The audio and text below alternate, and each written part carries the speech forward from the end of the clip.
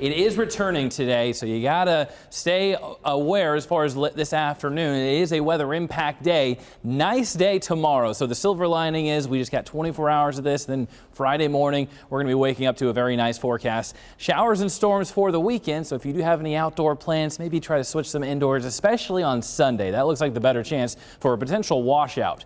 As far as satellite and radar, right now west of I-35, northwest of the metro, that's where we're seeing the most of the activity. It's starting to see a little more activity further south, but right now over Fort Dodge, getting more of that heavier rain, a lot more lightning moving in. It's going to be a busy day when it comes to the forecast, but along Highway 20, that's where we're seeing a lot of more of that rain. So if that's part of your morning drive within the next 10 minutes or so, you want to leave early because you're going to be driving pretty slow. Even some small hail reported in that cluster.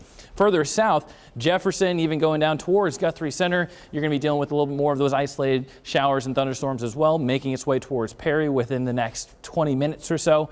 Hour by hour, talking about the timing of this throughout the morning. Notice we're going to have a little bit more of the rainfall, more scattered, more for central Iowa, even going pretty much along I-35 throughout this morning. This is 8 o'clock. Once we head into 10 o'clock, it's starting to push a little bit further east of I-35, and by the noon hour, it is farther east, and it's even going to start to break apart. We catch a nice break by around 2 to 3 o'clock, but it doesn't last long because 4 and 5 o'clock, we'll start to see more activity further north into northern Iowa. But as far as once 6 and 7 o'clock rolls around, there's going to be a line of storms developing. It's going to be fairly broken, but the storms that do organize, they're going to become more on the stronger side and still going to be that chance for severe weather along this time, making its way through central Iowa, pushing its way farther east by 9 and 10 o'clock or so. So that is why we have that severe weather threat, that 2 out of 5 chance stretching from Minnesota all the way down to Kansas City. We're smack in the middle of that. The areas that are going to be looking at the higher threat: